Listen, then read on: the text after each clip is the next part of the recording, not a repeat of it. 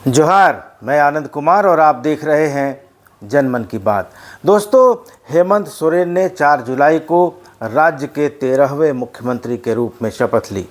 अकेले ही शपथ ली और ऐसा पहली बार हुआ है कि जब मुख्यमंत्री ने अकेले शपथ ली है, दूसरे किसी विधायक को मंत्री पद की शपथ नहीं दिलाई गई है। 3 जुलाई को जब चंपई सोरेन ने मुख्यमंत्री पद से अपना इस्तीफा सौंप दिया था तो सत्तारूढ़ खेमे में तय हुआ था कि रथ यात्रा के शुभ दिन यानी 7 जुलाई को हेमंत सोरेन मुख्यमंत्री पद की शपथ लेंगे। लेकिन कुछ घटनाएं इस बीच ऐसी हो गईं जिनसे हेमंत सोरेन ने 3 दिनों तक इंतज़ार करना उचित नहीं समझा और ये तय किया गया कि पहले शपथ ले लिया जाए। भारतीय जनता पार्टी की तरफ से चंपई सोरेन को विक्टिम बताते हुए जैसी बातें की जाने लगी, असम के मुख्यमंत्री हिमंता बिस्वा शर्मा का जैसा ट्वीट आया और उससे भी बढ़कर चंपई सोरेन की तरफ से जैसे संकेत मिलने लगे, उसने झारखंड मुक्ति मोर्चा के खेमे में आशंकाओं के बीज बो दिए। लगा कि अब देर करना ठीक नहीं है, शुभ दिन की प्रतीक्षा में कहीं दिन ही न निकल जाए, दिन ही न आए। इसलिए फैसला लिया गया कि हेमंत सोरेन अगले ही दिन यानी 4 जुलाई को ही शपथ लेंगे और उन्होंने शपथ ली। दोस्तों, बहुत से लोग कह रहे हैं कि चंपई सोरेन को चुनाव तक पद पर रहने दिया जाता तो क्या हो जाता। हेमंत सोरेन ने उनको हटाकर गलती कर दी है, सत्ता का मोह उनको हो गया है, ये सब बातें कही जा रही हैं। ख़ासतौर से भारतीय जनता पार्टी इस बात को उठा रही है। लेकिन दोस्तों, जो जानकारी मिल रही है उसको अगर सच मान लिया जाए, मैं इस बात को फिर से दोहरा रहा हूं कि अगर इन बातों को, इन चर्चाओं को सच मान लिया जाए तो कहा जा सकता है कि पिछले 5 महीनों के दौरान कुछ घटनाएं ऐसी रहीं जिन्होंने इस नेतृत्व परिवर्तन की पटकथा लिख दी।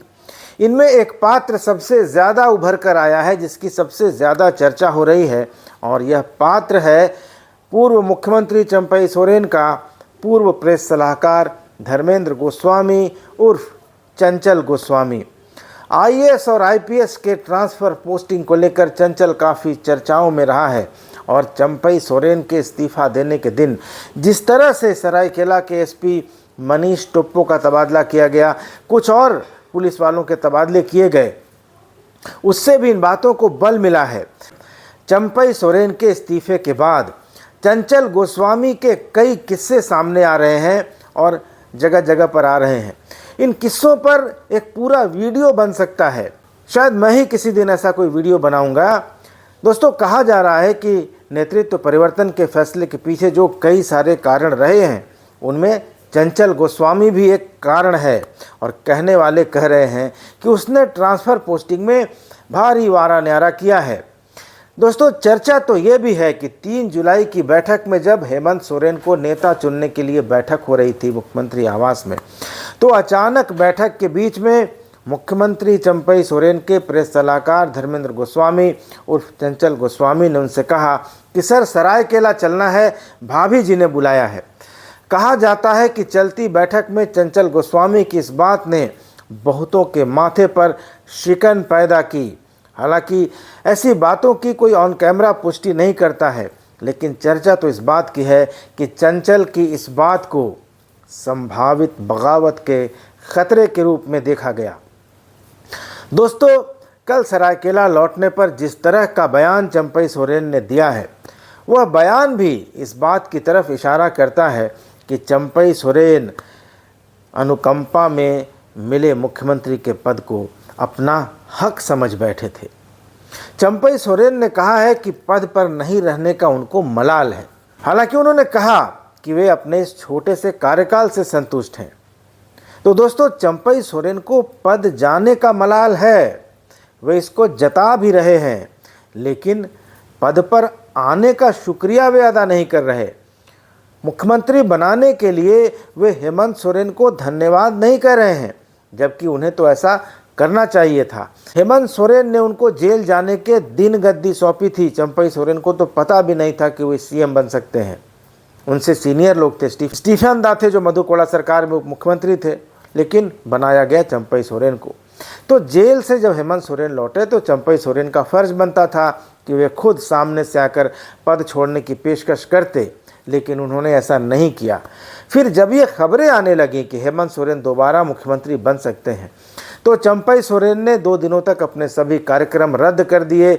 ऐसा करके वे अपनी नाराजगी दिखाना चाहते थे, लेकिन तब भी उन्होंने अपने मुंह से कुछ नहीं कहा था। लेकिन अब उन्होंने कुर्सी जाने पर निराशा जाहिर की है, मलाल होने की बात कही है, और ऐसा कहकर वे अपनी विश्वसनीयता को संदेह के घेरे में ला खड़ा कर रहे हैं।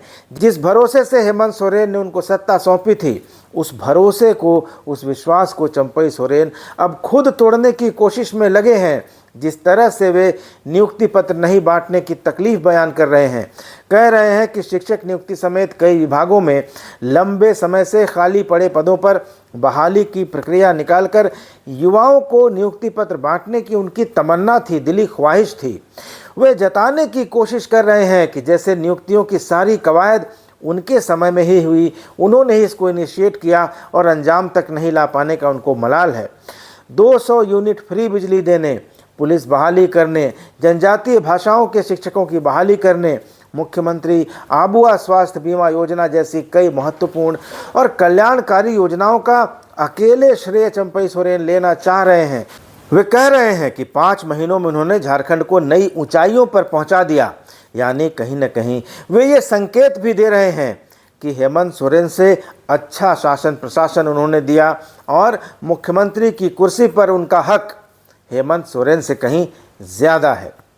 दोस्तों, चंपई सोरेन का यह बदला बदला तेवर बहुत लोगों को आश्चर्यचकित कर रहा है, अचरज में डाल रहा है।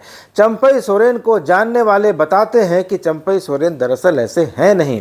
वे कई सरकारों में मंत्री रहे हैं, लंबे समय से मंत्री रहे हैं, लेकिन उनमें रत्ती भर भी घमंड नहीं आया था। सबसे मिलना जुलना, सादा रहन सहन उनकी खासियत रही है। लेकिन अभी जैसा व्यवहार वो दिखा रहे हैं, जैसी भाषा बोल रहे हैं, उसके लिए भी बहुत सारे लोग चंचल गोस्वामी को ही जिम्मेदार बता रहे हैं।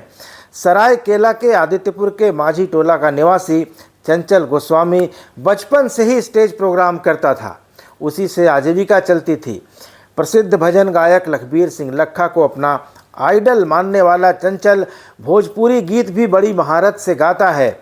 उसकी इसी कला ने उसको चंपई सोरेन की नज़रों में ला दिया और उनकी उंगली पकड़कर उसने राजनीति का सफ़र शुरू किया। उषा मार्टिन में नौकरी पाई। उषा मार्टिन को जब टाटा स्टील ने एक्वायर कर लिया तो वह टाटा का एम्प्लॉय हो गया। प्रेस सलाहकार का जो उसने बायोडाटा भेजा था पीआरडी विभाग में, वो बायोडाटा भी टाटा के पैड पर था। तो चंपई सोरेन के साथ उसकी नज़दीकी बरकरार रही और एक दिन अचानक उसके दिन बदल गए। चंपई सोरेन अचानक से मुख्यमंत्री बन गए और स्टेज का गवैया चंचल गोस्वामी उनका प्रेस सलाहकार बन गया। जो चंचल कभी स्टेज प्रोग्राम की फ़ोटो छपवाने के लिए, एक लाइन अपना नाम डलवाने के लिए पत्रकारों की चिरौरी करता रहा होगा, उसे चंपई सोरेन ने मुख्यमंत्री का प्रेस एडवाइज़र बना दिया। और शायद यही फैसला उनकी समय से पहले विदाई का कारण भी बना, या कई कारणों में से एक कारण भी बना।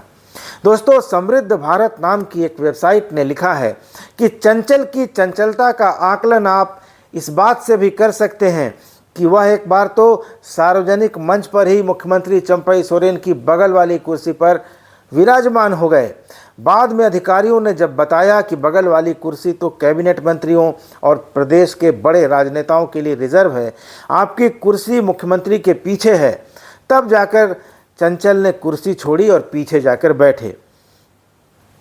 लेकिन जो भी हो, मीडिया सलाहकार या प्रेस सलाहकार बनने के बाद चंचल गोस्वामी का रुतबा आसमान छूने लगा, ऐसा समृद्ध भारत वेबसाइट लिखता है। हेमंत सोरेन के प्रेस सलाहकार रहे अभिषेक प्रसाद उर्फ पिंटू के साथ अपनी बातचीत का ऑडियो इसी ने वायरल किया और पिंटू को बदनाम करने की कोशिश भी की थी। जल्दी ही चंचल गोस्वामी सुपर सीएम की भूमिका में नजर आने लगे। समृद्ध भारत वेबसाइट आगे लिखता है कि तबादले का खेल शुरू हो गया। एक ही अधिकारी सिर्फ 15 दिनों के भीतर 2 बार बदले गए। एक डीएसपी तो चंचल के एक कारनामे से इतना आहत हुआ कि उसने अपनी रोती हुई वीडियो ही सोशल मीडिया पर डाल दी। दोस्तों, बताया जाता है कि यह बात तब जेल में बंद हेमंत सोरेन तक पहुंची थी। बाद में इसको मुख्यमंत्री चंपई सोरेन के संज्ञान में लाया गया और उसकी समस्या का निदान हुआ। और सिर्फ यही एक मामला नहीं था। चंचल गोस्वामी की एक एक कारगुजारी की रिपोर्ट जेल में हेमंत सोरेन तक पहुंच रही थी। दोस्तों, वेबसाइट लिखता है कि चंपई सोरेन के कार्यकाल के आखिरी दिन भी चंचल गोस्वामी अपना खेल खेल रहा था। 3 जुलाई को राजधानी रांची में जारी सियासी ड्रामे के बीच सरायकेला खरसावां के एसपी मनीष टोप्पो को हटा दिया गया, जबकि मनीष टोप्पो ने इसी साल मार्च के महीने में पदभार संभाला था। इसके साथ ही 3 जुलाई को ही कई दूसरे अधिकारियों का भी तबादला हुआ, कई दारोगा और इंस्पेक्टरों को भी बदला गया। तो वेबसाइट सवाल करता है कि जब सीएम चंपई ने अपना इस्तीफा सौंप दिया था, यह साफ हो चुका था कि सत्ता की कमान अब हेमंत सोरेन के हाथों में जाने वाली है, तो इस तबादलों की इतनी बेचैनी क्यों थी? क्या इन तबादलों के लिए एडवांस ले लिया गया था और पैसे लौटाने न पड़े, इसलिए चंपई सोरेन के इस्तीफा सौंपने के ठीक उसी समय ये तबादले किए गए? दोस्तों, एक और वेबसाइट है, लहर चक्र इसका नाम है। इसने लिखा है कि राजनीतिक गलियारों में चर्चा है कि इस बार ईडी के निशाने पर सत्ता के गलियारों में अपनी अच्छी पैठ रखने वाले पर नज़र है। इन्हीं नामों में से एक नाम चंचल गोस्वामी का है। श्री गोस्वामी का मूल नाम धर्मेंद्र गोस्वामी है। चंचल गोस्वामी चंपई सोरेन के विधानसभा क्षेत्र सरायकेला से आते हैं और उनके काफ़ी करीबी बताए जाते हैं। मुख्यमंत्री चंपई सोरेन के अलग अलग कार्यक्रमों में मंच साझा करने से लेकर कई महत्वपूर्ण बैठकों में चंचल शामिल रहते थे। कहने को तो श्री गोस्वामी मीडिया सलाहकार हैं, पर झारखंड की चंपई सरकार में उनका कद इस पद से बड़ा माना जाता है। झारखंड में कोई भी बड़ा सरकारी काम हो, अगर उस पर श्री गोस्वामी की सहमति न हो तो काम हो पाएगा या नहीं, यह सुनिश्चित नहीं हो पाता है। सूत्रों के अनुसार झारखंड के अधिकारी भी चंचल गोस्वामी के जरिए ही मुख्यमंत्री तक पहुंच पाते थे। वैसे में चंचल गोस्वामी के कद को समझना आसान है और यही वजह है कि यह कयास लग रहे हैं कि चंचल गोस्वामी उर्फ धर्मेंद्र गोस्वामी ईडी के रडार पर हैं। वेबसाइट लिखता है कि ईडी के लिए जांच का विषय है कि क्या चंचल गोस्वामी अधिकारियों को मनचाही पोस्टिंग दिलाने के लिए येन केन प्रकारेण जुगाड़ लगाते थे। चर्चा है कि इसी कारण चंचल गोस्वामी के आगे पीछे अधिकारी मनचाही पोस्टिंग के लिए देखे जाते थे। जमशेदपुर और सरायकेला खरसावां जिला के एक पदाधिकारी चंचल गोस्वामी के मददगार थे, जिनके सहयोग से सिटिंग गेटिंग होने की चर्चा है। तो दोस्तों, चर्चाएं तो कई हैं और चंचल गोस्वामी जब से प्रेस सलाहकार के पद से हट गए हैं तो कई जगहों पर खुले तौर पर यह चर्चा होने लगी है, वेबसाइटों में बात आने लगी है। अब इन चर्चाओं में कितना सच है और कितना फसाना है, इसका तो अंदाज़ा ही लगाया जा सकता है। कोई इसकी पुष्टि तो करने आएगा नहीं, लेकिन अगर इन बातों में थोड़ी सी भी सच्चाई है तो समझा जा सकता है कि आखिर चंपई सोरेन को हटाया क्यों गया और 7 जुलाई के बदले 4 जुलाई को ही हेमंत सोरेन को अकेले ही शपथ क्यों लेनी पड़ी। दोस्तों, इस वीडियो पर अपनी राय ज़रूर दीजिएगा। सत्ता के गलियारों में पावरफुल बनने के बाद लोगों के कारनामे सामने आते रहते हैं। इन कारनामों में एक नया नाम चंचल गोस्वामी का भी जुड़ गया है। तो अगर आपके पास भी इस संबंध में कोई जानकारी है तो शेयर कीजिए, इस वीडियो पर अपनी राय दीजिए। हो सके तो चैनल को सब्सक्राइब भी कर लीजिए। धन्यवाद। नमस्कार।